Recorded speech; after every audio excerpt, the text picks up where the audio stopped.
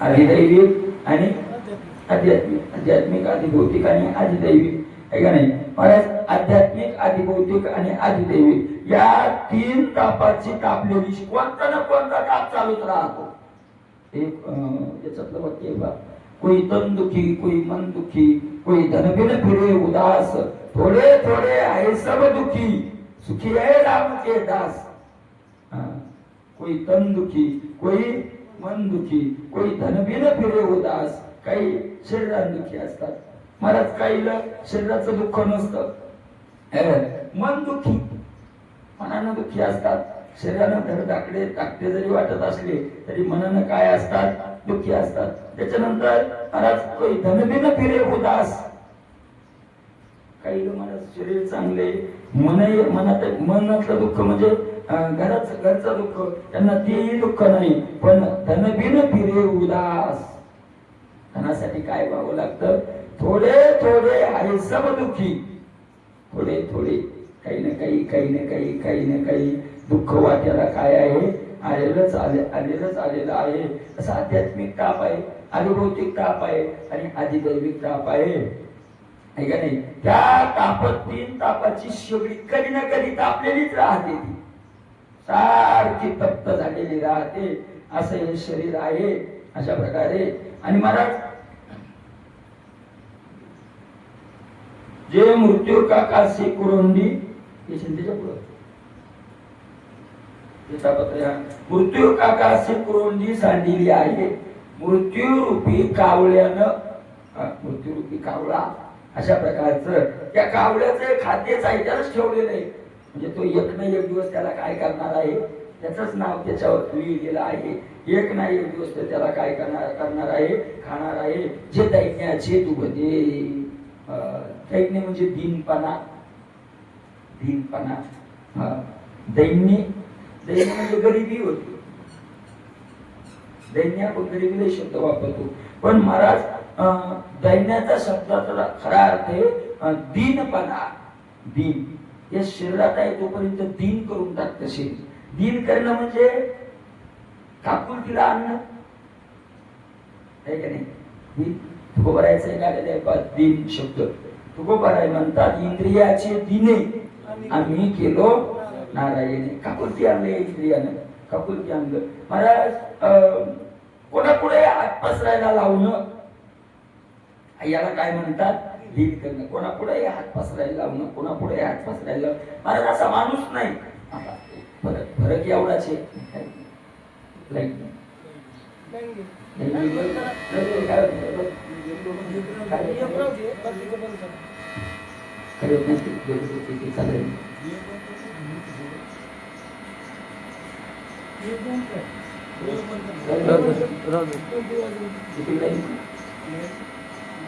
अशा प्रकारचं आहे. दीन करून टाकतं. दीन कोणापुढे हात पसरेल असं वाटतंय आपल्याला.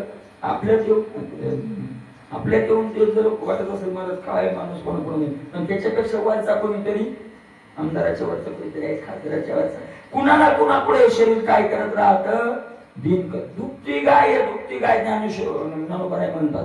दुभती गाय सतत दैन्याचं दूध देत राहते, दीनतेचं दूध. कोणा महाराज सगळे कुणापुढेच दिन नाही झाले. ते मनापुढे काय, सगळे मनापुढे काय आहे, ते नाही. इंद्रिय करू ते करीती, क्रोधो मारवी ते मारिती. इंद्रिय करायचे करायला लावतात ते करतात. महाराज विकार जे करायला लावतात ते करतात. आणि पुन्हा त्याच्यात दुःख कोणाला भोगावं लागतं, आपल्याला भोगावं लागतं. अशा प्रकारे हे सारखं दैन्याला जन्म देणार आहे, दिन देणार. महाभया ते वाढविते. महाभय म्हणजे मरणाचं भय. देहात आहे तोपर्यंत मृत्यूचं भय काय आहे, आहेच आहे. मृत्यूचं भय आहे. जे आपल्याला जे सगळे दुःख आहेत, ते सगळ्या दुःखाचा अंतर्भाव कशात होतो, मरणात. आपल्याला सापाचं भय वाटतं, आपल्याला माणसाचं भय वाटतं, आपल्याला भूताचं भय वाटतं, आपल्याला उपाशी राहायचं भीती वाटते, आपल्याला पैशाचं नसल्यावर भीती वाटते. हे सगळे भय कशासाठी वाटतात, मरणासाठीच वाटतात का नाही. मला ज्याची मरणाची भीती गेली त्याला कोणतंच काय वाटत नाही, मग त्याची मरणाची भीती कोणतंच भीती वाटत नाही. मला ज्यांना असं समजलं की आपण साधू संत महात्मे इथे जाऊ ते बाजूला ठेवा, आपले जे मिलिटरीवाले येतात, मला त्या ठिकाणी साधे आपण जाऊही शकत नाही, जाऊ शकत नाही. कारण या उन्हाळ्यात महाराज -35 पर्यंत त्याचं तापमान येतो. -35 म्हणजे फ्रीजचं सुद्धा येत नाही. फ्रीज सुद्धा एवढं थंड होत, फ्रीज मध्ये पाणी ठेवलं, पाण्याचं काय होतं, बर्फ होतं, तेवढं येऊ शकत नाही, येऊ शकत नाही एवढं. आणि तेवढ्या तापमानात, तेवढ्या थंडीत ते तिथे रात्रभर उभी असतात. बरोबर आहे. पुन्हा नुसतं उभं राहायचंय का? रात्रीची वेळ आहे, शत्रूचा कुणकुण वार होईल सांगता येत होत नाही. असं झालं नाही, असं नाही झाला अनेकावर स्थिती आहे. अशा प्रकारचं कुणकुण वार होईल सांगता येत नाही. आणि तेवढे याच्यात ते राहतात. कशाचा परिणाम आहे? तिकडून गोळ्या आल्यावरती सरत निघाला होता, एवढ्या वेळा सुद्धा करंगुळीवर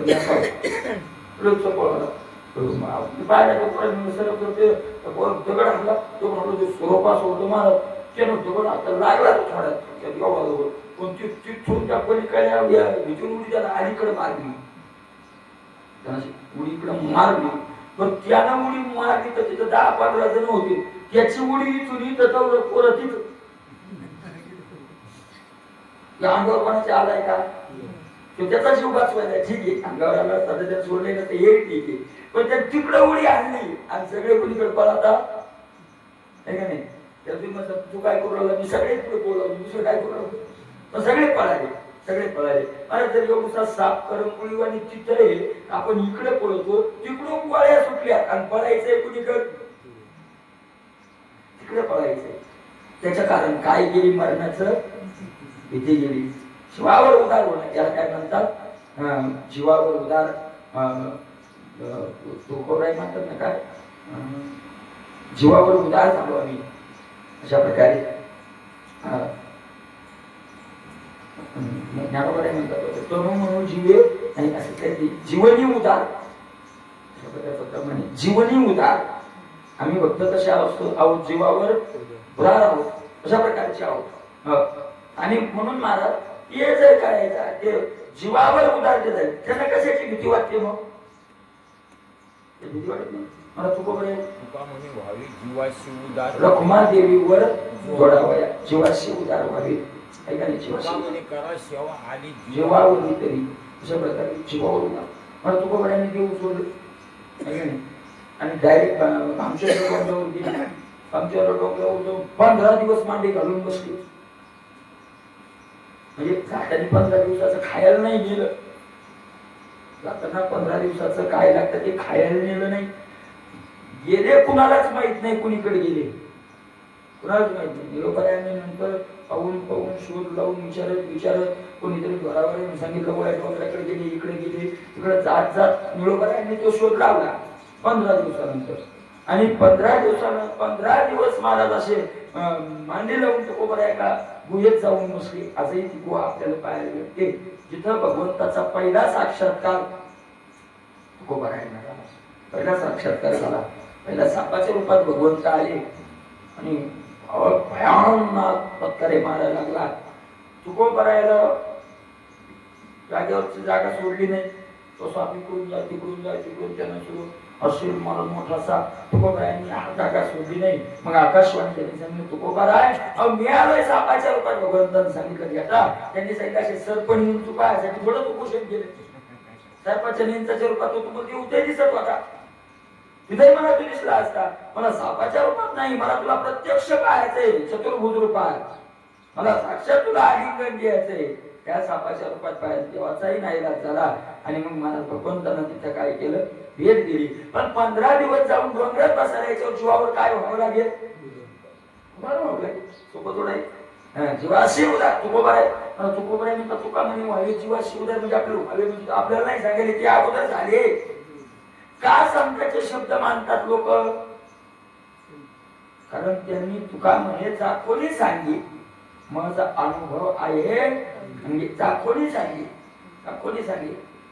हा त्या दिवशी प्रेमानंद बाबाला एका विचारलं, महाराज भजनान काम जमल का? नुसतं भजन केल्यानं काम जमल का? त्यांनी सांगितलं, बाबा मी लहानपणापासून माझा जिद्दी स्वभाव आहे, जिद्दी स्वभाव आहे. आणि त्यांनी तिला सांगितलं की अरे परमार्थ देव मिळवायचं त्यांची तीच असावं, ऐका जिद्दी स्वभाव आहे म्हणजे. आणि 13 वर्षाच्या वयात, 13 वर्षाचं वय म्हणजे किती असतं? पण किती एवढं असेल का? एवढं लहान आमचं सोबत 12 एवढ्या वयात घर सोडलं. रात्री 3 वाजता जायचं कुठे गेल्या तर काय नाही, कुठे जायचं काय काय जे विरोध करून तिथलं समजा मोठं झालं, थोडं माहिती झाली, ठीक आहे बुवा, हिंमतही आलेली असते. एवढ्या वयात घर सोडणं म्हणजे काय सोबत थोडंच, या वयात घर सोडलं त्यांनी. आणि आईला विचारलं फक्त, आई मला असं वाटतंय जावं, तर ती वाटली कुठं तरी ऐकलं असेल तथापि काही म्हणत राहतो. रात्रभर झोप नाही, मी रात्रभर विचार करा. 3 वाजता सगळा विचार करून बसलो. तिसऱ्या दिवशी वडिलांनी पकडलं, महादेवचं मंदिर होतं 15 किलोमीटर गेले. ते 15 किलोमीटर थांबलेच नाही महादेवच्या मंदिरात 3 दिवस. वडिलांनी 3 दिवस गेले, शोधत शोधत शोधत पकडले. होते तिथं वडिलांनी सांगितलं उठणी नाही करायचं, म्हणजे यायचं नाही. धावले म्हणजे ओठ मध्ये यायचं, मी म्हणतो यायचं नाही. चिंता म्हणली मी, मला माहिती होतं म्हणजे चौथ्यांदा आता आई करणार दिली. सांगितलं बाबा तुम्ही काही केलं तरी मला घरी यायचं. मी विचारलं तुला करायचं काय? सांगितलं मला फक्त भजन करायचं आणि देव मिळवायचं. त्यांच्या नक्की देव मिळवायचा, नक्की देव मिळवायचा, नक्की देव मिळवणार तू. सांगितलं बाबा तुम्हाला मी वचन देतो, मी भगवत प्राप्ती करून दाखवेल. म्हणजे अकरा महाराज कडकडून त्यांनी सांगितलं, डोळ्यातून अश्रू आले, छातीशी लावलं आणि 3 वेळेला राम राम राम असे वडिलांनी शब्द वापरले आणि सांगितलं एवढा जर तुझा निश्चय दृढ राहिला तर नक्की तुला देव भेटेल. माझा आशीर्वाद तुझ्या सोबत जा. तुला सोडून मार. त्यांनी सांगितलं जिद्दी स्वभाव येतो, म्हणजे पहिल्यापासून जिद्दी येतावं सगळं सोडलं ना, जिद्दी स्वभाव आहे. त्यांनी सांगितलं जर मला भजनाचा फायदा झाला नसता तर मायकातून सांगितलं असतं भजन करू नका, यानं फायदा होत नाही. सांगितलं असतं माझा जन्म फुकट गेलाय, तुमचा घालू नका सांगितलं असतं. पण महाराज तो फायदा मला झालाय मला फायदा, आणि म्हणून मी तुम्हाला काय करायला लागलो म्हणजे सांगायला लागलो. महाराज केलेल्याच ऐकतील ना लोक, केलेल्याच ऐकतील ना, कारण त्याला त्याने केलं. महाराज ठीक आहे, एखादा माणूस आपल्याला सांगायला लागला द्राक्ष असे लाव, द्राक्ष तसे लाव, या महिन्यात लाव, ते कर्ज लाव, कसा मंडप करावं, कसं हे करावं ते करावं. तुम्ही किती वर्ष लावले, आपल्याला राहणंच नाही. त्याचं कोणी ऐकल का? ज्याला अनुभवत नाही त्याचं कोण सांग. महाराज तुका म्हणे अरे वाचाले हो ऐका, अनुभवे नका वागो देऊ. इकडं अनुभवापेक्षा इकडं शोधू नका मार्ग तुकोबाई म्हणतात. वाचाले हो ऐका, वाचाल वाचाल म्हणजे अनुभव न घेता बोलणारे. अशा प्रकारे एवढे कीर्तन चालले, एवढे सगळे महाराज लोकांना सांगायला लागलो भजन करा भजन करा भजन करा. कोणीच करी नाही गेली. का काही नाही केलं? कारण त्याचा स्वतः काय केलेलं नाही, अनुकरण केलेलं नाही, अनुकरण केलेलं नाही. आणि ज्या काय आता प्रेमानंद बाबा मला यशनी देव करणारे कोणी कोणी किती लोक सगळे भजन करायला लागले. भजन जिकडे गेले मला भारतात सोडा पाकिस्तानातले लोक राजे राजे राजे राजे करायला लागले. कशाचा परिणाम आहे? का लोक ऐकतात? एकदा सांगितलं की कारण त्यांचं काही साधन तर त्याचं महाराजाचं उदाहरण आपल्याला माहिती फक्त आठवण करून देतो. गुळ खायचा सोडायसाठी सुद्धा त्यांनी काय सोडला? गुळ सोडला. अशा प्रकारचे आधी आपणाया नाशी तरी उतरले. आधी आपणाया नाशी, पण अगोदर आपल्या जीवनात या विकाराचं सगळं करावं, अशा प्रकारचं व्हावं. आणि महाराज ज्यांनी ते साधन केलं, ज्यांनी केलं त्यांचं लोक काय करत राहतात? ऐकत राहतात. आणि म्हणून अशा प्रकारे तुकोबारायांनी अगोदर देहाची आसक्ती सोडली. म्हणे व्हावे देहाची उदारी आपल्याला सांगत नाही तुकोबाराय. तुकोबाराय म्हणतात महाराज काय माझ्या देहाची मज नाही चाल करू कोड अनेकाची. आमच्या देहाचीच आम्ही काय करून टाकली? उपेक्षा करून टाकली. माझ्या देहाची मला हे नाही राहिली. अशा प्रकारे का तुकोबाराय असं बोलतात? कारण स्वतः तुकोबारायांनी मृत्यूच्या भीतीला काय करून टाकलं? हलवलं, हलवलं. आणि मला जोपर्यंत देहाशक्ती आहे तोपर्यंत मृत्यूची भीती जात नाही. मृत्यूची भीती घालायची असेल तर देहाची काय सोडावी लागेल, आपल्याला आसक्ती सोडावी लागेल, देहाची आसक्ती सोडावी लागेल. अशा प्रकारचं आहे. एक एक महात्मा महाराज काय कायच आहे, सहज त्यांच्या ऐकता गोष्टी परमार्थ पोटी तुडावे. राजेंद्र दास महाराजांच्या गाडीचा ऍक्सिडेंट झाला, थोडा मोठा ऍक्सिडेंट झाला महाराज. त्यांनी सांगितलं समोर वाहन होतो, त्याला धडकून माग येऊन धडकून परत माग येऊन 3दा गाडी धडकी जाऊन इतक्या जोरात चालू होती. ते म्हणजे गाडी 4-5 माग होते, ते सगळे झोपले होते आणि भजन करत होते. राम राम राम राम. ते म्हणजे पहिल्या गाडी ठोकली की एवढ्या जोरात मी राम राम राम, दुसऱ्या गाडी ठोकली तरी राम राम, तिसऱ्या गाडी ठोकली तरी राम राम, तिसऱ्या काहीच नाही राहिलं गाडीचं. त्यांना खूप मार लागला होता. त्यांनी सांगितलं ज्या वेळेला तेवढा मार भयान लागला होता आणि गाडी 3दा ठोकून जाग्यावर थांबली, एवढं भयान झालं. आणि ते म्हणजे मी मोठ्यानं हसायला लागलो का की एवढं ठोकून मी सुद्धा राहिलो कसा. तिथं मरणाराचा ऍक्सिडेंट आहे. देवा भगवंता काय तुमची लीला आहे, एवढी गाडी चुरा झाली मी काय राहिलो, जिवंत कसा राहिलो. म्हणून हसू येऊ लागलं. हसलो म्हणजे मोठ्या जगात मग बेशुद्ध पडलो. मग दवाखान्यात कोण नेलं, जे मला तेवढा लागला होता, बेशुद्ध पडली. मग तिथून म्हणजे दवाखान्यात सुधी आल्यावरच कळालं. पण हसू आलं म्हणजे कशाचा परिणाम. मी सांगितलं भगवंताची लीला पाहिजे. त्यावेळेला मला एक क्षण एवढं सुद्धा वाटलं नाही की आपली गाडी झोपली ना आपण आता मरतोय. मी निश्चय झाला की बस शेवटी फक्त राम राम करायचंय आपण आता. कितीची आमती ते साचपण पुढे लागेल मरणा ती सुतली काया विचारिया विषय. ते महाराज सांगितलं की महाराज ते म्हणजे की शेवटी सगळे शास्त्र सांगते की मरताना अंतकाळी ज्याच्या नाम आले मुखा. आपला आता अंतकाळ आलाय, आपल्याला फक्त आपल्या हातात एकच आहे की शेवटच्या श्वासापर्यंत आपल्या मुखात काय आलं पाहिजे, नाम आलं पाहिजे. महाराज हे साधन केल्याचं फळ साधनाचं फळ हे सोपं आहे का एवढं सांगितलं तर नाही. आम्हाला आपल्याला असं होत नाही, असं होत नाही. आपण विठ्ठल विठ्ठल विठ्ठल विठ्ठल असं म्हणत जरी चाललो विठ्ठल विठ्ठल आणि सरळ पाहिलं की अरे बापरे ते विठ्ठल गेला आणि मग बापरे येते ना येते. मला तसं आलं होतं म्हणून मी तुम्हाला मागे सांगितलं होतं. आम्ही बोलवतो ती बोलतो गाडीवर रात्री तिकडून मराठ पडायचं माझ्या मागे कावड्या ऊन उडवलंय सावध पाहून घेतो आणि त्या कवडीतून मला एवढा साप होता जसं गतिरोधक पडले. लांबूनच पाहिलं म्हणून बरोबर साप खालो मोठा त्या डांबरनं पडताय. मला सगळा रोड असला होता त्या आणि ते सरळ पाहिलं की म्हणून बाप नाही केवढा सरळ गाडी थांबवा म्हणजे गाडी थांबली. तो सरळ गेला निघून पुढे आल्यावर मी विचार कुठला विचार गेला तिथं बापरे म्हणलं असतं त्या क्षणाला जीव गेला असता की. आणि त्याची या मती हे साच पण पुढे लागत येत नाही महाराज आपल्याला येत नाही. काय येत नाही त्याचं कारण एक तेवढं साधन नाही त्याच्या पाठीशी. त्याचं उत्तर तेच त्याच्या पाठीशी तेवढं काय लागतं, साधन लागतं. तेवढं साधन लागतं. ज्याचं जेवढं साधनाचं बळ आहे तेवढं त्याला तिथं त्याच्या येतही वेळेवर वेळेवर येत आहे का नाही. अशा प्रकारचं आहे. म्हणून काही काही माणसाला फोनवर लाख रुपये मिळतात आणि काही काही माणसाला पायाकडून 100 रुपये 1000 रुपये मिळत नाही फोनवर. तेव्हा आपल्याला काय नाही. अचानक काही काम पडलं म्हणजे शहरातील काही खरेदी करायची तुम्ही काय चिंता करायची. 5 लाख बोलू का फोन केलं, 50 लाख बोलू का.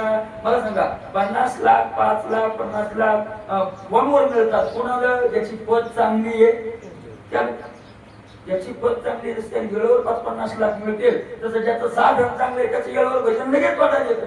साधन चांगलं म्हणजे काय तर देहाची आसक्ती घालवणं साधनच ते.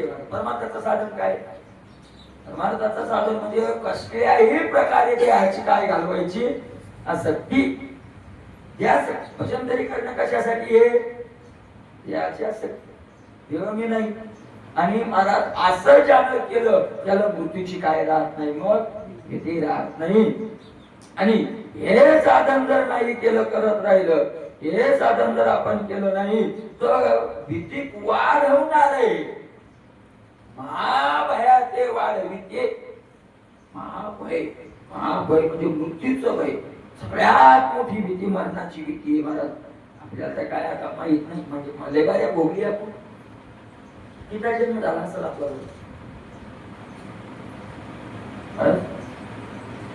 कदाचित आपण इंद्रही झालो असो, कदाचित आपण स्वर्गात गेलो पण इंद्रही झालो असो, कदाचित आपण पाताळातला एखादा राजा झालो असो, कदाचित आपण पृथ्वीवरचे राजे झालो असं नाही. असं नाही काय महाभारतात येतात सांगतात ना, एक मुंगळा चालला होता असं, आणि मला ते आज धर्मराजाने विचारलं काहीतरी, ते एक मुंगळा होता खाली एक कशा ओढून बसून चालला होता.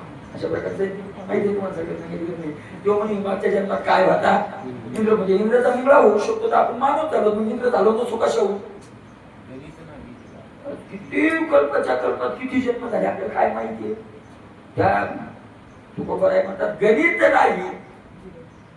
किती जन्म झाला फेरा गणित नाही. जी गणितच नाही, करोडून आपल्या सगळे गणित फेल पडले, गणित नाही सर. पण एवढ्या जन्मात आपण मृत्यूचं भोगलंय, आणि म्हणून ते आपल्याला जरी आता कळत नसलं तरी तो झटका आपल्या ध्यानाची मृत्यूचं भय. आणि म्हणून महाराज मरणाच्या भीतीजवळ गेल्यावर कसं काय वाटतं, माणसालाच वाटतं असं नाही, प्रत्येक प्राण्याला वाटतं. सर्पाचं पाहिजे 15 जण इथून महाराज येऊ घुसो किलो पण गेलंच. उड्या म्हणून कसा कुंकून गेलं, कोणालाही बियर लागू दिला. किती मरणाची भीती आहे का नाही, मरणाची भीती आहे. अशा प्रकारचं कारण अनेक वेळा ते दुःख काय केलंय भोगलंय. पण महाराज आपल्याला माहित नाही, पण ज्ञानोबराय त्या मरणाचं दुःख वर्णन करतात. ज्ञानोबराय म्हणतात ज्या वेळेला अंतकाल येतो महाराज, तिथं जे बसलेले त्यांना दुःख पाहू वाटत नाही. काय नमरतयाच्या चित्ता युगांतून न मरणाऱ्याला जवळ बसलेले वाटतं युग बुडायलं का काय, तर त्याला काय वाटत असेल. महाभय पुस्तक हे नाही, महाभय महाभया ते वाढविते. महाभयाला काय करणार आहे ते वाढवणार आहे. अशा प्रकारचं आहे जे सकळ दुःखाचे पुरते भांडवल. मला शरीर म्हणजे भांडवल आहे. भांडवल भांडवल म्हणजे व्यवसाय करायसाठी लागणारी संपत्ती, त्याला काय म्हणतात, भांडवल म्हणतात. भांडवल म्हणतात व्यवसाय करण्याकरताची संपत्ती लागते. महाराज हे भांडवल आहे शरीर, आणि मग याचं फळ काय, दुःख. जे दुःखाचा फळ पूर्ण इच्छा पूर्ण करणार भांडवल म्हणजे काय आहे, जे दुःखाचे पुरते भांडवल. दुःखारूपी धंदा करण्याचं परिपूर्ण भांडवल म्हणजे काय आहे, शरीर. शरीरात राहिला आणि सुखी झाला अशापर्यंत कोणी आतापर्यंत सृष्टीत झाला.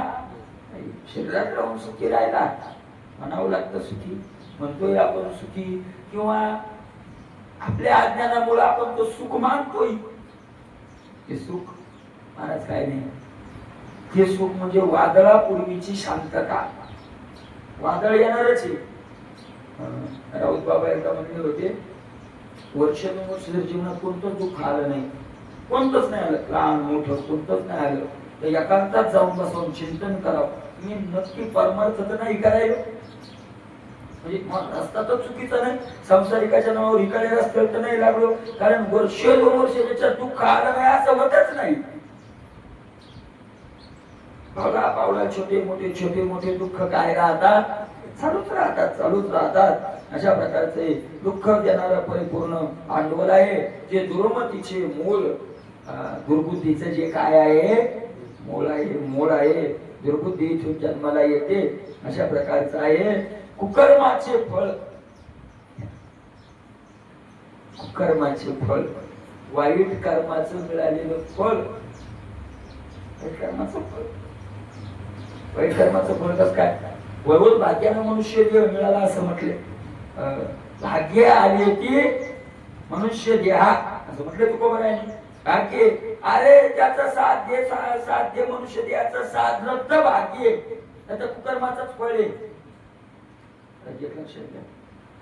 या देहातून जर भजन आपण केलं नाही तर मनुष्यात एवढा घातक डुकराधिकाचा देह नाही. अधोगती कर्माच फळ मध्ये मनात जर दुष्ट, कारण इतर यादी अपेक्षा मग चांगली का? कारण ते आपल्या कर्माचा नाश करायले. तिथे नवीन निर्मिती व्हायली का? नवीन कर्ज वाढायले का? कर्ज फेडायणारे ते म्हणजे ते पण कर्म काय करायले? फेडायले. मनुष्य देव फेडायला नाही, कितीतरी जन्म फेडावं लागेल. एवढं काय करायला लागला? बरोबर आहे म्हणतात ना. मग दयाचे सारिके असंभारे पाप पिके जे जन्म कोटी दुःखे भोगीची. कोटी जन्माचा कोट्यावधी जन्म भोगावं, दुःख भोगावं, एवढं काय करायला लागला याच्यातून. आणि मला मग एवढं जर करून ठेवलं असेल तर ते काही चांगल्या चांगल्या प्रकारचं आहे का? मग ते कुकर्माचंच फळ म्हणावं लागेल ना. ते चांगलं आहे का? ते नाही. भजन सोडून दुसरं काही करणं कुकर्माची अन्याय विधीची वापर अन्यायाची आणि कुकर्माचा करवी राबू तरी मग दयाची सारिखे असंभाळे पाप पिके जे जन्म कोटी दुःखे भोगी जीव.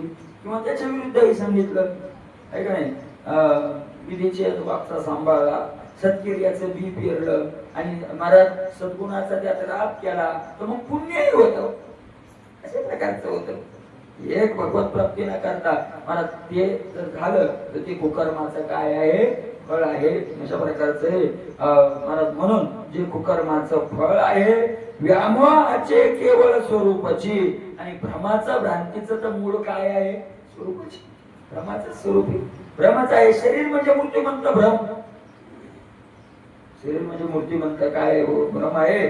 जे संसाराचे व्यसने, जे विकाराचे उद्याने, केवळ सकल रोगाचे बहाणे वाढले आहे.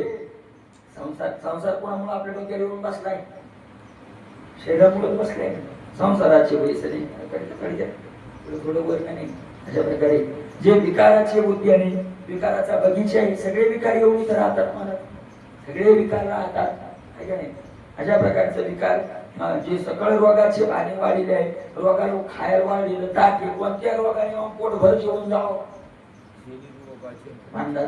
पण त्या रोगाने पोट भर जेवून जावं. ज्याला यावं वाटलं त्याने यावं. जेवढ्या दिवस राहावं वाटलं तेवढे दिवस राहावं. पोट भरलं की जावं. करून टाकले. आता बोलले खूप वाढले महाराज, खूप रोग वाढले. खाण्यामुळेच वाढले बरं का. म्हणजे खाणं असं म्हणतात. मी एका विद्वानाच्या म्हणजे शास्त्रज्ञ जे शरीरावरचे शास्त्रज्ञ त्यांनी सांगितलं अजून 20-25 वर्षात 75-80% लोक कॅन्सरग्रस्त राहतील. त्यांना त्याच्याकरता तंबाखू पुडी बिडी काही खायची गरज नाही. पण ते व्यसन केलेलेच राहतील असं नाही. मला सांगा काही काही जन्मलेले लोक कॅन्सर पार्शियल कॅन्सर हॉस्पिटल मला जन्मलेले 3-3 महिन्याची लेकरं आणि आपले 3 वर्षाचं लेकरू होईल आणि कॅन्सर. मला सांगा त्या कोणत्या व्यसन केलं? त्या शरीरानं काय काय केलं? काय ठीक आहे होतो त्याला पुढे झाला दिल्यानं झाला ठीक आहे होतो सुपारी झाला पण त्यानं काय केलं? तर सांगितलं महाराज की आपण जे अन्न खायलो त्याच्यातच एवढं विष वाटायलो. आपण अन्न नाही खायलो. स्लो पॉइझन हळूहळू कदम लावून सांगितलं पाहिजे दिवस. कदम मागून कीर्तन होतं नाशिक जिल्ह्यात आणि द्राक्षाचा बगीचा त्याच्याच आईची केली होती. मोठा माणूस मोठा बगीचा आहे म्हणजे त्याच्याकडे. आणि मग मला तो द्राक्ष आलेली होती ती पिकायला अशी ठेवलेली होती. ताजे द्राक्ष पाहिलं कदम माऊली म्हणजे वार केली होती. आम्हाला वाटलं की म्हणजे महाराज ते द्राक्ष येते म्हणजे माऊली हात जोडतो खाऊ नका. द्राक्षावला म्हटलं हात जोडतो म्हणजे माऊली खाऊ नका म्हणे का? म्हणे त्याच्यात एवढं विष मारलंय आम्ही की निश्चित तुमच्या शरीराला ते बाधक होईल. इथलेच खाऊ नका, कुठलेच खाऊ नका. आणि जेवढे जे टवटव दिसतात ते तर खाऊच नका. त्यांनी सांगितले सकाळी टवटव आता विकायला मार्केटला जाणार आहे गाड्यावरून. ते सकाळी टवटव दिसायले रातच्या वरून आणल्यावर याच्यावर फवारणी झाली. वरून आणून ठेवली याच्यावर काय झाली फवारणी. एका वांग्याचं एका 7 एकर वांगे लावली होती. 7 एकर आणि त्याला 13 लाखाचं उत्पन्न झालं. म्हणजे पहिल्या 2-3 तोड्यातच केलं ते दूध तेव्हा शिवांगे नाही भावाला भाग्यवान लागायला भाग्याची आणि गोष्ट. थोडीशी पालकाला बुद्धी आली लोक त्याला हसू लागले म्हणजे इतकी वांगे लागत असते का तोडीनच काही इतकी हे काय करी मला मुंबईला तिकडे त्यानं डायरेक्ट टेम्पो लावली डायरेक्ट 25 रुपये कॅरेट गेलं तोडून जुड्यावर आणून ठेवायचं 25 रुपये आणि सगळं वागलं त्याची वांगे तोडायलाच नाही 1000 देखील लाख रुपये वांगे तोडणारे बाहेर पण त्याने तिकडे भाव 13 लाख रुपये त्या निवडणा फाडायला सुरुवात केली ती खूप विकली पाहिजे म्हणजे असं तर त्यांना सांगितलं होतं महाराज या वांग्याच्या या काठावरून त्या काठाला जरी गेलं अंगाला अजिबात वांग नाही लागू दिलं तरी अंगाची आग होती कशामुळं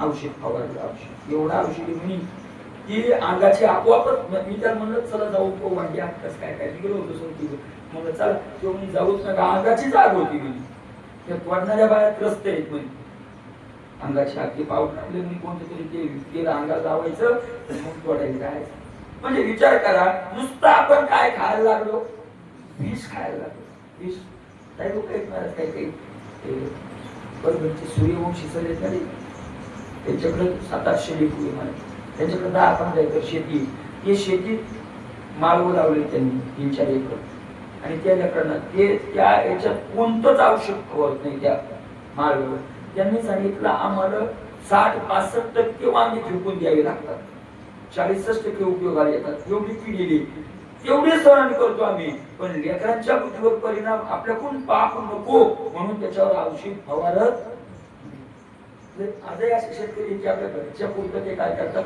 आपण तिकडे खाण्याकडे सकल रोगाचे भाने वाढलेले आहे सगळ्या रोगाला येऊन जेवण्यासाठी वाढलेलं ताट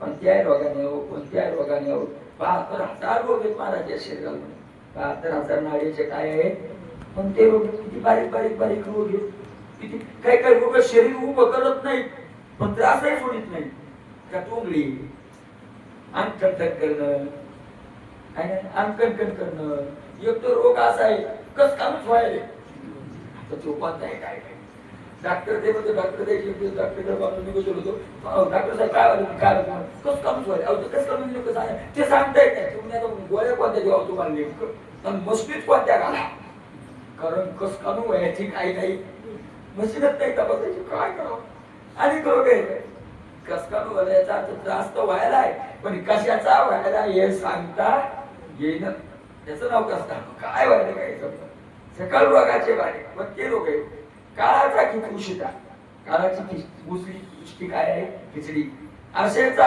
अंगवटा असेचा मूर्तिमंत बांधा म्हणजे काय आहे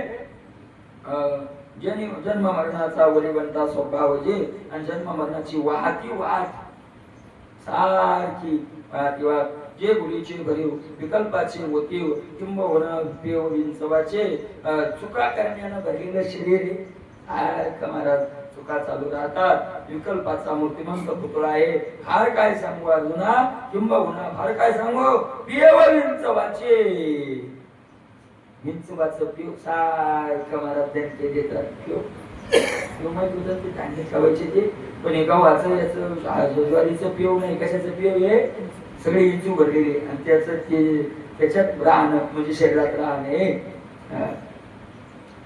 जे व्याघ्राचे क्षेत्र ज्या पणांगणीचे मैत्र विषय विज्ञान यंत्र सुपोदित व्याघ्राला चरण्याचं शेती अशा प्रकारचे आहे पणांग शरीराशी मैत्री करणं म्हणजे काय विषयाशी काय करणं हे मैत्री करणं हे जे विषय विज्ञान यंत्र विषय जाणण्याचं चांगलं पुजलेलं यंत्र विषय कुठे जाणले जातात शरीरात जाणले जातात जे लावेचा कळवळा लाव लेकराला खाणारी काय म्हणतात चुडे लाव महाराज अशा प्रकारे त्या लावेचा आहे कळवळा आहे अशा प्रकारे निवारी या विशोधकाचा काळाला वीज तापवलं त्यातलं पाणी झालं आणि शांत दूध जसं तापून शांत करावं तसं शांत केलेलं विष आणि त्या विषयाचा घोट म्हणजे काय आहे शरीर आहे जे विश्वास अंगवळा समस्वराचा त्याच्यावर भरोसा ठेवणं म्हणजे समस्वरावर भरोसा समस्वराचे काही प्रकारे तर समजोजे कोडी याचे ठेव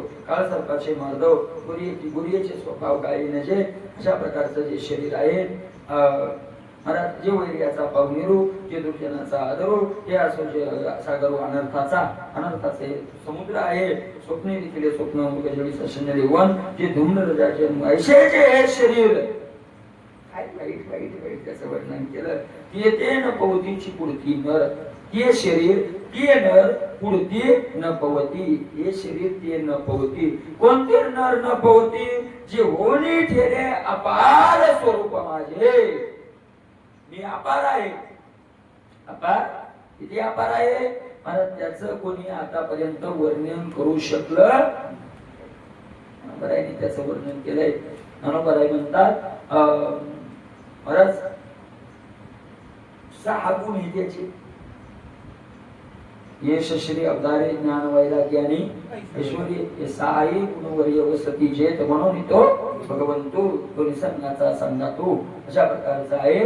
महाराज वेदाचं वस्त्र तयार, खूप मोठं वस्त्र तयार झालं आणि महाराज त्यानं याच्या गुणाला, याच्या स्वरूपाला नाही, याच्या गुणाला वस्त्र घडायला सुरुवात केली, याच्या गुणाचं वर्णन करायला. ज्ञानोबराय म्हणतात काय, जे वस्त्र जाळे माझी ती ते जायची आहे यशा ढाकोटी पुरीची ना, त्याचा पहिला गुण यश, आणि वेदाचं वस्त्र त्याच्या यश नावाच्या गुणालाच नाही पुरलं तर पुढचे गुण नामच राहिले. म्हणजे वेदाला 6 गुणापैकी त्याच्या यश नावाच्या गुणाचंही काय करता आलं नाही, वर्णन करता आलं नाही. मला शेषालाचे वर्णन कोणालाच करता नाही आलं. अपार स्वतः भगवंतानं काय म्हटलं, माझं स्वरूप कसं आहे, अपार. भगवंताला विचारलं अर्जुनानं, विश्वरूप आहे का नाही, भगवंतानं सांगितलं हे बघ, खरा मी केवढा आहे आणि माझ्यापासून झालेलं विश्व केवढं हे मलाच माहित नाही. म्हणलं असं कसं महाराज, ज्याचं त्याला माहित नसतं का, तुला निर्माण केलं तुला माहित नाही का केवढं येतं. आणि देव म्हणजे नाही माहित, किती ब्रह्मांड आहे मला माहित नाही. नाही म्हणले तुला कसं काय माहित नाही, माऊलीने एवढं गोड दृष्टांत दिलंय. आपलं असूनही कदाचित आपल्याला माहित नसतं काय असं होतंय. मला प्रत्येक आपल्या दोन दृष्टांत दिलंय, प्रत्येकाले आपल्या जवळ आहे, स्वतःच आपल्या सोबत आहे, पण कोणी विचारलं तर कोणालाच माहित नाही किती. म्हणजे काय, अंगीची रोमा किती, जयाच्या तयासी न गणवती, देवी माझी विभूती असंख्य मज. आपल्या जवळ सोबत राहून आपल्या अंगावर रोम किती येतं हे ज्याचे त्याला माहीत नाही. तशा माझ्या विभूती किती आहे, म्हणजे किती मोठं आहे विश्व, हे ब्रह्मांड किती आहे हे मलाही माझे असून सांगता येत नाही. एवढा मोठा आकार, एवढे मोठे ब्रह्मांड आपल्याला वाटतं एवढंच आहे. तुकोबारायांनी याच्यावर दृष्टांत दिला. तुकोबाराय म्हणतात, उमरातील कीटका हेच ब्रह्मांड ऐसे देखा. ऐसेच अशी उमरे किती झाली, प्रियपुरीवर अशी झाडं किती येतं आणि त्या झाडाला उमरे किती येतं, आणि त्याच्यात काय किती मोठं आपल्याला असं वाटतं. थोडा मोठा अपार स्वरूप भगवंताचं आहे आणि हितच स्वरूप होऊन जातात. त्या स्वरूपाला नामाची एक दयाचे पाहता गगन एक दिशेताचे गुण एक तया, एक गुण काय एक एक दयाचे आकळशील तू, हे का नाही महाराज. गगना गुणी वाढ नाम आहे, नाम आहे एवढं मोठं आहे, तो गुण काय आकळशील. अशा प्रकारचा अपार जे माझं स्वरूप आहे ते नर होऊन ठेले. कोणते नर, अनन्यचे तास सततम यौमाम स्मरती नित्यसहा, जे विषयाशी तिळांजली देऊनी प्रवृत्तीवरी निगड वावनी, माते हृदय सुनी भुगिताती भोगत भोगत या रामुका भेटणे नाही क्षुधाधिका, जे तेत चक्षुरादी रंका होण पाडो. असे जे नर, ते नर ते अपार स्वरूप होऊन ठेले. म्हणजे एकच अर्थ आहे याच्यात. आपण पहिल्या दिवसापासून या विषयाचे चिंतन करत आहोत. याचं सार एकच आहे, ते अपार स्वरूप प्राप्त होती हा विषयाचा शेवट आहे. या विषयाचा हा शेवट आहे. आणि विषयाशी तिळांजली देऊनी प्रवृत्तीवरी निगड वावुनी माते हृदय सुनी भोगिताती, हा या विषयाचा आरंभ आहे. आरंभ ही सुरुवात असते आणि शेवट म्हणजे त्याचं फळ असतं, नाही.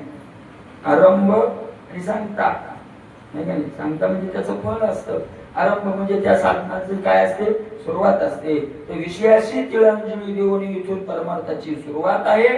आणि ते ऐसे शरीर पुढती नपवतीची ते नर होऊन केले अपार स्वरूप माझे, हे त्या साधनाचं साध्य आहे. म्हणजे हे साध्य प्राप्त करून घ्यायचं असेल तर या साधनाचा अवलंब करावा. कुठून निघावं लागतं, परमार्थाला सुरुवात गाव सोडावंच लागतं महाराज. कोणतं गाव, इंद्रिय ग्रामोनी निघाला. इंद्रियाचं गाव काय करावं लागतं, सोडावं लागतं, आहे का नाही. आणि इंद्रियाचं गाव सोडून भक्तीची आस्थेची वाटे लागाय ना, वाटे लागला. कुठं जायचंय, पुढे आत्मसिद्धीची या नगरा या वया लागी, आहे का नाही. निघायचं इंद्रियाच्या गावाहून आणि पोहोचायचं आत्मसिद्धीच्या नगराला, आहे का नाही. असंच महाराज हे गाव किती लांब राहिले आपल्याला दिसत नाही, दिसतंय का. हे गाव एक विशेष महाराज या साधनाचा. निघाला माणूस प्रवासाला, आता इथून आपण पंढरपूरला निघालो तर पंढरपूर जसं जसं चालत तसं जवळ येत जातं का नाही. पण दोन घटना घडतात, आपल्या एका घटनेवर लक्ष राहतं, दुसऱ्या राहत नाही. ते गाव जवळ येत राहतं, पण ज्या गावाहून निघलो ते गाव लांब जात राहत. तर तो प्रवासी नाही तर ज्या गावाहून निघाले ते गावाच्या शिवाच्या आतच येत. आणि पायरे किती राहिले पुढचं, तर अरे हेच सुटलं नाही ते कशाच आहे, हेच पुढचा आपला प्रवास चालू आहे, पुढचं किती राहिले हे दिसत नाही. पण या साधनाचा विशेष आहे, हे किती लांब गेलं हे दिसतंय. त्याचं त्याला अंतःकरणाच्या पुरावा आहे महाराज, की हे गाव आपलं किती काय गेलेलं, लांब गेलेलं आहे. असं समजायचं की जितकं लांब गेलंय तितके आपण त्याच्या जवळ गेलोय. आपला आपण एखादा विचार करायचा, हे किती लांब गेले. आणि हे जर आपल्या सोहळ्यासारखं वाटत असेल आणि सोडलंच नसेल, दृष्टांत लोक सांगत होते, दृष्टांत सांगत नाही. नाव हाणली त्यानं, पण दूर काय झालेलं आहे सोडल्यालाच नाही. मग ते सकाळी रातभर नाव हाणली, सकाळी फटफट झालं. ते म्हणजे अरे पुढचा कापतो लिहिलं आम्ही तो म्हणला यार पुढचा काप लांब राहिला, पण मागचा किती गेलाय ते तर पाहाय. मागचा पाहिला तर नाव टेकलेली ती टेकलेलीच. तसं मागचं गाव जितकं लांब गेलं तितकं पुढचं काय आलेलं असतं मग जवळ. ही महाराज साधनेचं टेस्टर आहे. आपलं आपल्याला कळतं ना, आपलं टेस्टर आहे ना, ऐका नाही महाराज. आपलंच आपण त्याला पुरायला सहकार्य. आपण साधना करत असलेली एक स्वतः कळते, एक तर संताला कळते, एक तर देवाला कळते. खरे संत आहेत, महात्मा आहेत, त्यांना कळते. एक तर आपल्याला कळते, आपल्याला कळते. म्हणजे तू जर अहम सोडून साधना करत असं, नाही तर काही काही तर पूर्ण ब्रह्म झाल्याचाच अहम घेतला आहे. म्हणते आम्ही देवाची पै झालो, ऐसे नका बोलो पडाल पत्नी तुकोवर म्हणतात. अरे नरकात जासाल, भजन करा असे बोलू नका. कारण तसं बोललं साधन होणार नाही. पहिला पूर्णत्वाचा काय झालेला आहे, करत झालेला आहे. अर्धवट ज्ञानी आपल्याकडे कमी आहेत, आपल्या भक्ती क्षेत्रात नाही तेवढी. वेदांती लोक आहेत जरा अर्धवट ज्ञानी काय इथं सगळं ब्रह्म आहे म्हणतात. मग काय अर्थ नाही असं अर्थ म्हणत त्या नावावर. आणि आम्ही पाप केलं असं म्हणत सगळंच ब्रह्म आहे, येणार नाही ते त्या ब्रह्म अशा प्रकारचे.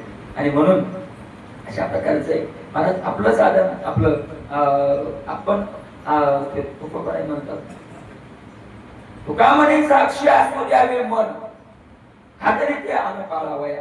साक्षी कोण आहे खरं आपलं काय आपल्याला म्हणजे जे कसते परमात्मा करताना साधं कल्पना म्हणतात की बा मी इतकं भजन करतो, एवढं जेवढं करतो, लोकांनी म्हणायला पाहिजे नाही हातवतो, तर हे चुकीचं आहे, चुकीचं आहे. कारण तुला केलेलं भजन तू खरंय कसं आहे काय तू कसं भजन, हे लोकांना काय माहिती, लोकांनी का म्हणावं. मला त्यातलं वर भजन कळतं त्यानं म्हणावं. आपला काही म्हणून गेलाय म्हणून बाबाकडे प्रश्न विचारायचा टाइम सकाळी 4 वाजता. जे आपले परमार्थाचे तिच्या सूचनेचा फोटो काढून आलेला आहे तिथे लिहिलेच आहे इथं संसारिक विचारून तुमचा आणि आमचा वेळ फुकट घालू नका. साधनेत अडचणी असतील ते विचार. त्यांची पद्धत कशी आहे, दररोजचे किती लोक घ्यायचे असे चिठ्ठ्या देतात. एवढं तुमचा 50 लोक असतात येतात आणि मग 100 माणसं असतील, पण ती जेवढी एवढी खोली आहे त्यात 25-30 माणूस बसतो, तेवढे नेऊन बसवायचे पहिले आणि मग त्याचे प्रश्न झाले की मग सगळे म्हणजे सगळ्यांना ऐकायला अशा प्रकारे ते चालू राहतो. लक्ष देऊन ऐका काय कशाला सांगायचे. असे बसलेले माणसं एका बाई प्रश्न विचारला होता भक्तीविषयी आणि ते त्याचं उत्तर देऊ लागले. उत्तराची तिकडे पाहून देत होते, सारखे असे झटकाल्यासारखं व्हायचं त्यांना, सारखे असे इकडं तिकडं पाहायचे अरवळल्यासारखे की उत्तर देण्यात काय व्हायला लागली, धार्मिक व्हायला लागली, शब्द मागे पुढे व्हायला, म्हणजे विषय न आठवल्यासारखं होऊ लागलं सारखं. पुन्हा थोडे स्तब्ध व्हायचे, पुन्हा पाहायचे, उत्तर द्यायचे, असं चालू होतं. ते थांबलेच एक 100 थांबले, 1 मिनिट भराशी म्हणजे मी पाहिजे असं काय चाललं होतं ते. असे डोळे लावले आणि त्यांनी सांगितलं माफ करा, कुणीतरी याच्यात महात्मा बसलाय. या आपल्याकडे जे माणसं आहेत त्यात कुणीतरी महात्मा बसलाय, माझं चित्त सारखं तिकडं वाढल्याचं ते कुणीतरी महात्मा आहे. आणि महाराज त्यांनीच पुन्हा 2 मिनिटं डोळे लावले. आता आपल्यासारखे माणसं पाहिजे त्याच्याकडे काय थांबले महाराज. वापऱ्यात एक म्हातारं बसलेलं होतं, वापऱ्या त्याच्या डोक्यावर विठ्ठल रुक्माई होती, गळ्यात तुळशीच्या माला होत्या, फाटके कपडे होते. त्यांनीच अशी नजर फिरवली सांगितलं त्या बाबाला उठवलं आणलं. अगोदर त्यांच्या पुढे साष्टांग दंडवत घातला. महाराष्ट्रातली होती त्या, आजही तुम्हाला पाहायला भेटेल महाराज. आणि त्यांनी सांगितलं माफ करा, मी विचार बऱ्याच वाढवचा करू लागलो, चित्तात विक्षिप्तता काय आहे. आणि नंतर म्हणजे मी एकाग्रतेने विचार केला तर लक्षात आलं की कोणीतरी महात्म्याचं तप आकर्षण करायला, महात्म्याचं तप मला वळायला लागले. आणि त्यांनी सांगितलं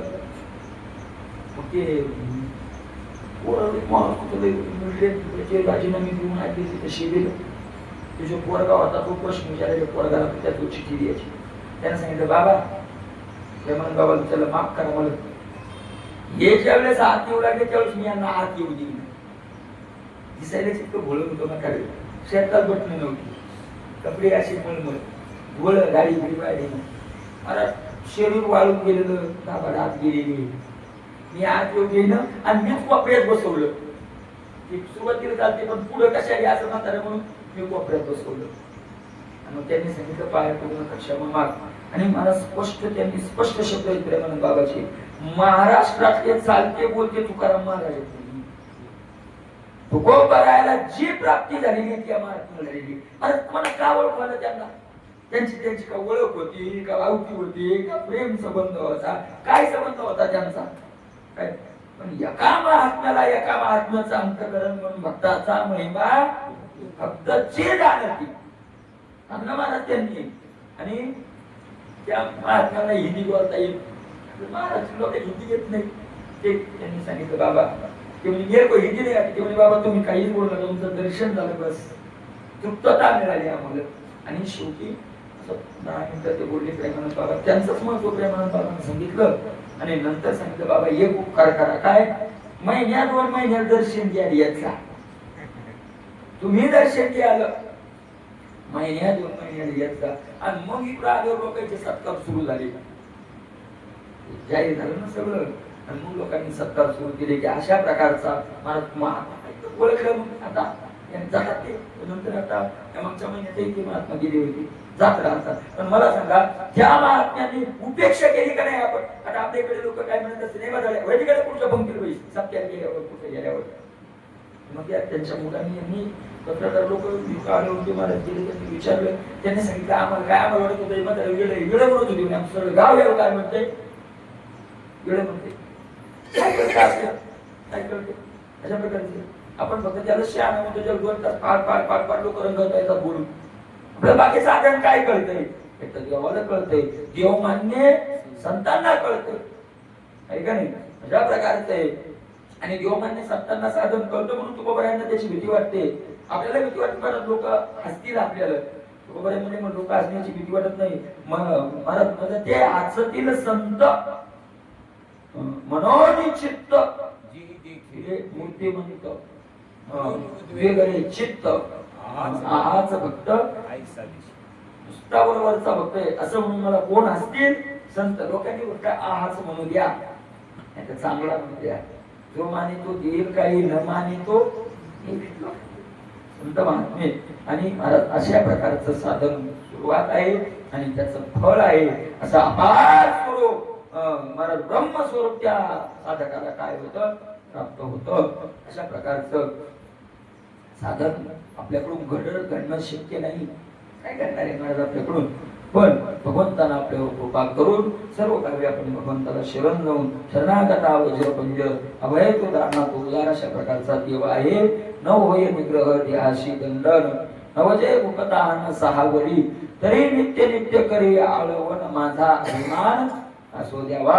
अशा प्रकारची भगवंताच्या चरणावर प्रार्थना करून 7 दिवस झालेली सेवा मौलिक नमोबाई कोपाराय पंढरनाथ परमात्म्याच्या चरणी समर्पित. पुंडलिक हरी विठ्ठल.